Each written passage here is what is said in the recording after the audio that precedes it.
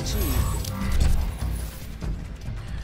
You know, quite honestly, UFC 223 was a clusterfuck. It was a calamity. It was incredibly... It was crazy. But ultimately, it could come out being a massive positive for the UFC. And I know that's hard to believe at first, but you look at what's going to come out of this. So we have Conor McGregor attacking a bus looking like an absolute psychopath. You know, if he gets through all the scenarios and all the different legal issues... He's probably going to want to come back to fight simply because he's going to need the money. And if he opts to say, hey, look, we've got this massive fight in front of me, Nurmagomedov versus McGregor for the lightweight title, that's going to sell huge. They're going to go back and be able to play all this stuff up and talk about how these guys have been chasing each other around for so long and the fight needs to happen. It'll be massive wherever it takes place.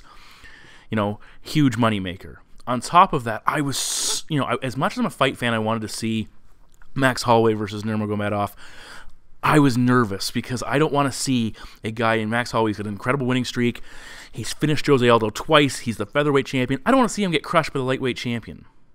I want to see Max Holloway versus Brian Ortega for the featherweight belt. Those two pristine, impressive, momentous-looking fighters head-to-head with the title on the line. Very rarely do you see that, where you have a champion who's in his prime and a challenger who's in his prime, both streaking, both looking fantastic, going head-to-head. So that fight is still intact and needs to happen very soon. Ali Aquinta stepped up, and as far as promotion was concerned, you know, a local New York boy going with Nurmagomedov, that's fun, that's interesting. And he fought well. He did the best he possibly could on very short notice. And some people, including Joe Rogan, would go as far as to say he exposed Nurmagomedov. I don't think so. I think Nurmagomedov took some opportunities. He slowed down a little bit, but he definitely took some opportunities to showcase other aspects of his game. But that almost makes him look a little bit more human, a little bit more beatable, and will probably hype up and add to potential future fights.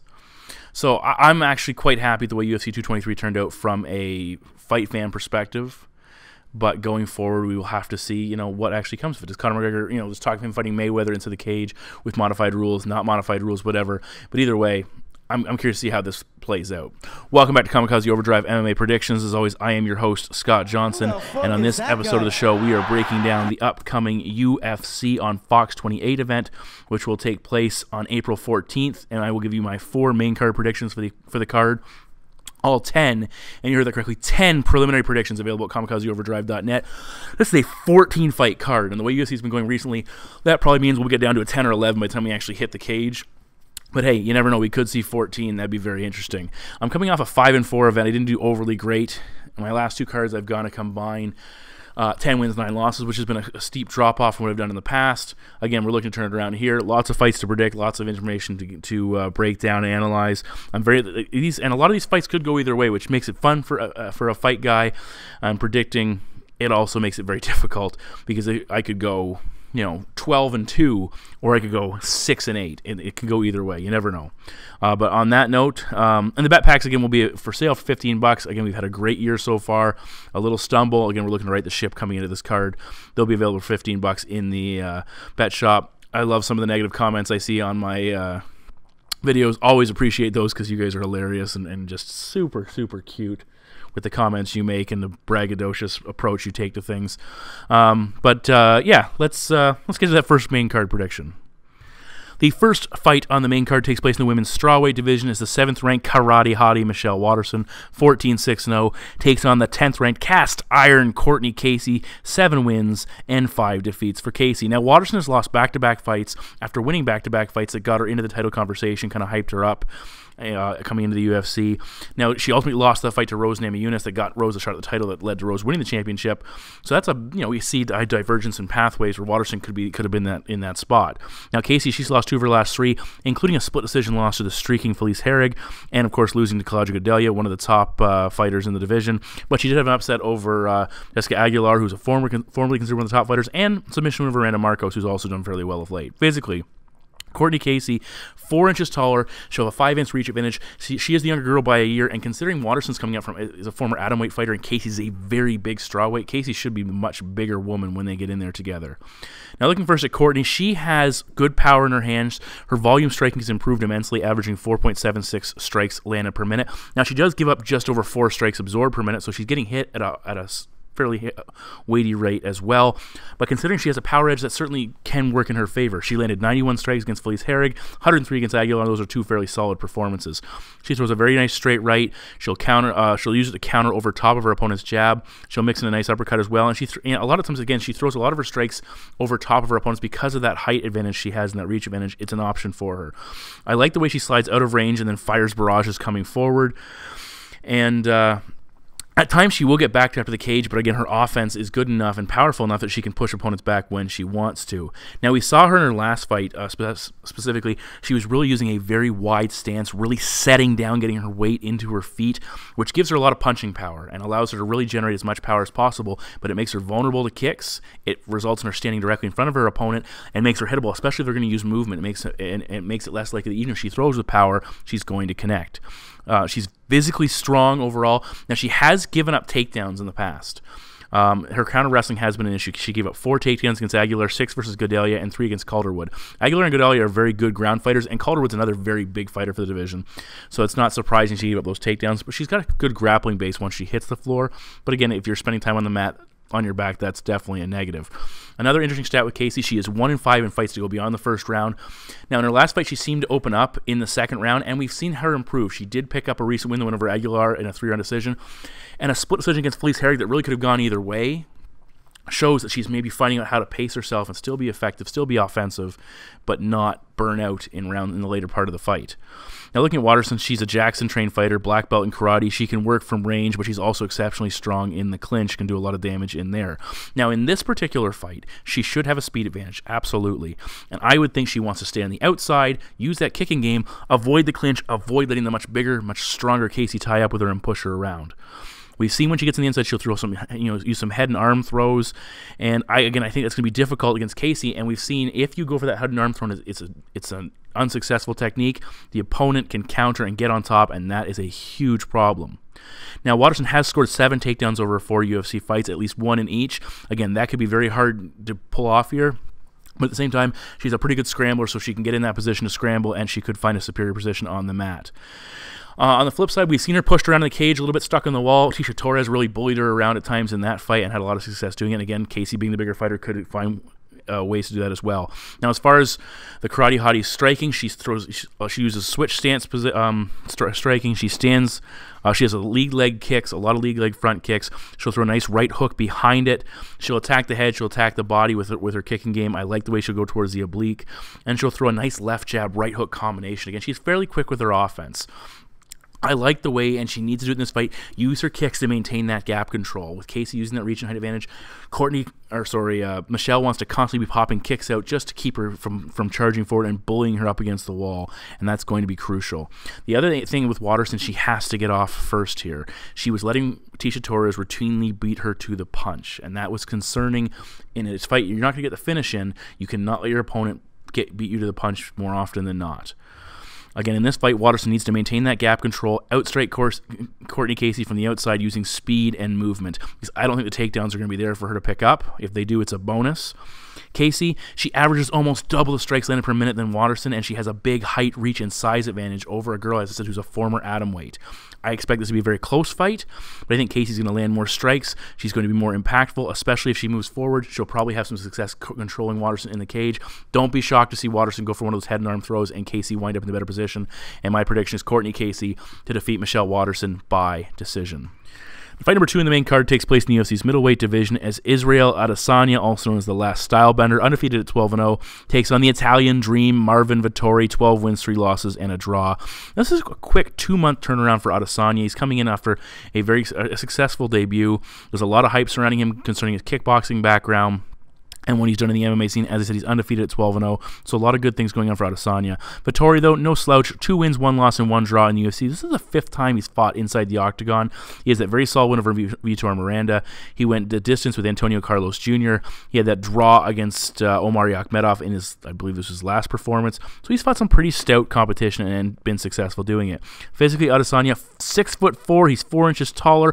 He'll have a 6-inch reach advantage because of those physical traits. He's drawn a lot of comparisons to John Jones. But he's 4 years older than Vettori, which is worth noting. And Adesanya, it's also worth noting, weighed in at 183 pounds for his last fight, which tells us he's making the middleweight transition fairly successful, or making the middleweight limit fairly easily, maybe not having to cut quite as much, which is definitely a positive.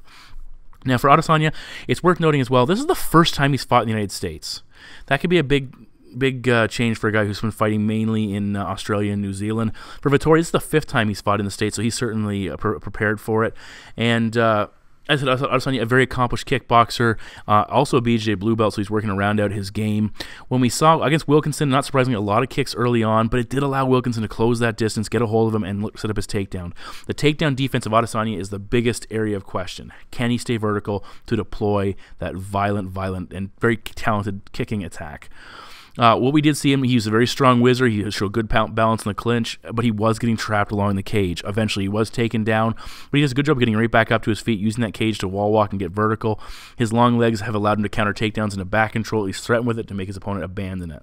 We also saw some unorthodox rolls to get his takedown attempts.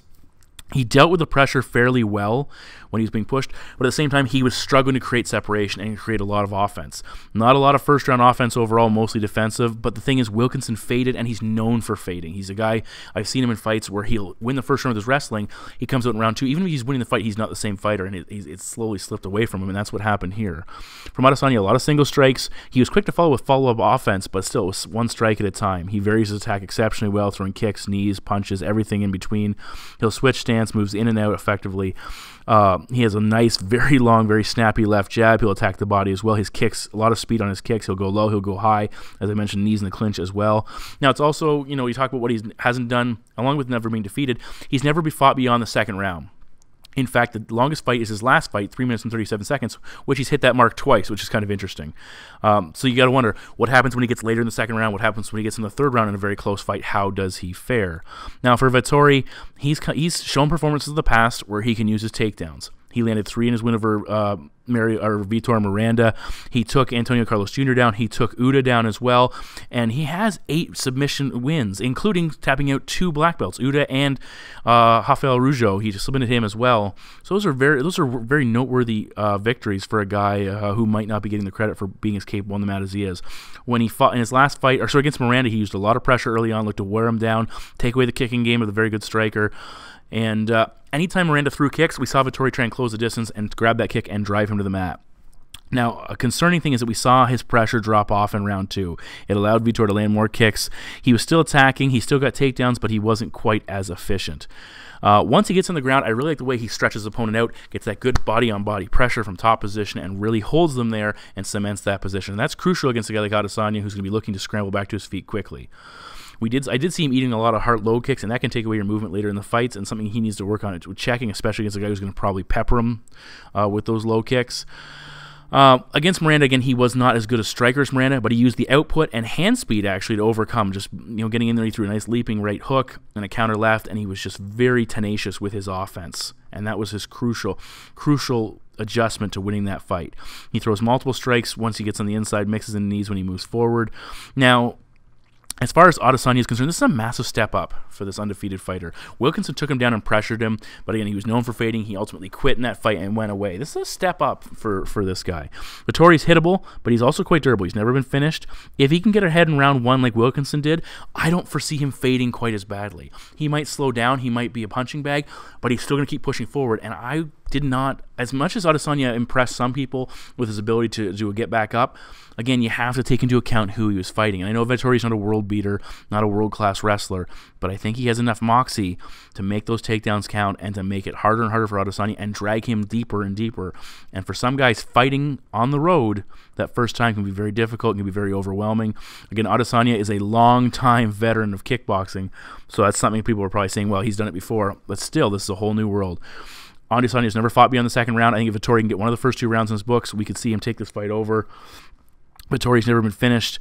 He needs to make this fight ugly. And my prediction in this fight is Marvin Vettori to defeat Israel Adesanya by decision. In the co-main event of the evening, we're in the UFC's welterweight division for a fight that has been recently affected by injury. The 12th ranked fighter and former interim champion, former WEC champion, the natural-born killer, Carlos Condit, 30 wins and 11 losses, takes on late injury replacement Alex the Cowboy Oliveira, 17 wins, 4 losses, 1 draw, and 2 no contest. Now, Oliveira stepping up on just a little bit short of 2 weeks' notice to prepare for this fight. He is replacing Matt Brown, which that Brown versus Condit would have been been a fantastic matchup. This will be a good matchup as well. Oliveira is coming off a TKO loss against Medeiros. He had been undefeated over his previous 5. Now, for Carlos Condit, he has struggled of late. He has lost 3 consecutive bouts, 4 of 5 and 6 of 8. But again, he's been taking on the cream of the crop, the top of the division. Physically, Condit 3 inches taller. Oliveira will have a 1-inch reach advantage. And the Brazilian is the younger man by 4 years. Now, looking at Condit, he fought Neil Magny's last matchup after over a year layoff. He's talked about retirement. Where is he at mentally? He's struggling. He's a very intelligent individual, and you wonder at what point does he say that enough is enough. Obviously, he feels he still can compete. He's still going.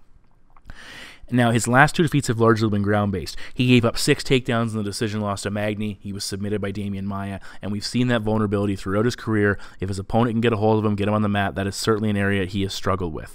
Magny pressured him very early and put him on his back, and we saw Condit constantly struggling to create separation from Magny in that fight. Now, it did look like he was opening up in the 3rd round. And Condit, that's the best time he had. He was opening up in the 3rd round. He was trying to land combinations, but then he got taken down again, and he lost the decision. The key to his success over his career has been volume. In a fight that I thought he won to capture the title against Robbie Lawler, he landed 176 strikes. Took out Thiago Alves with 75 strikes. 100 strikes versus Campman. 151 against Nick Diaz. Some of his best performances, he hits that 100 strike mark or close to it, depending on how long the fight goes. Again, he's at his best when he can throw combinations. It's almost like a technical brawl. He wants to get in there and mix it up. He's got a very good chin, but he wants to test his opponent's willingness to really trade and exchange. But ultimately, he needs to keep this fight standing. As I said, Oliveira is coming off his first career knockout loss. It was an absolute war that he nearly finished early on. He went for it. And again, a combination of things. He went for it early when he thought he had Medeiros hurt. It looked like he got his nose broken. And Medeiros put a lot of damage on him as well. It seems things just piled up, and eventually he succumbed to it. As I said, he dropped Medeiros with a hard right hand. He was winging massive shots, brawling with Medeiros, and Yancey's just one tough dude. Hung in there and eventually got the better of the fight. A lot of people are saying, and I've certainly been wondering, is it too soon to take this fight? Too much damage taken from the last fight? Has he not recovered entirely? That first knockout can be difficult. A lot of guys look at this and go, hey, I want to get back in there. I want to recoup, get back on a roll, get back this fight, get back the loss from my previous fight where I got knocked out, and maybe that's what he's doing. Oliveira, though, on the flip side, when you look at strategic advantages and why he took this fight, he has shown a willingness to wrestle and grapple with opponents successfully. Especially if his opponent's vulnerable to it, he's done it very successfully. When he took on Tim Means in the rematch, he landed 6 takedowns before submitting him. We know Means had some issues on the mat. 4 against Will Brooks, an upset I correctly predicted. 2 against James Montaseri in a very solid performance. He has good top pressure. He can be too aggressive at times when he gets on the ground transitioning and can lose position, but again, if he's on top, he's winning the fight usually. Now, if Oliveira can't get his opponent down or opts not to initially go for the takedown, he's very good at using pressure in the clinch, head position, control them on the cage, land strikes, and really take them, put them on a defensive, in a defensive mindset.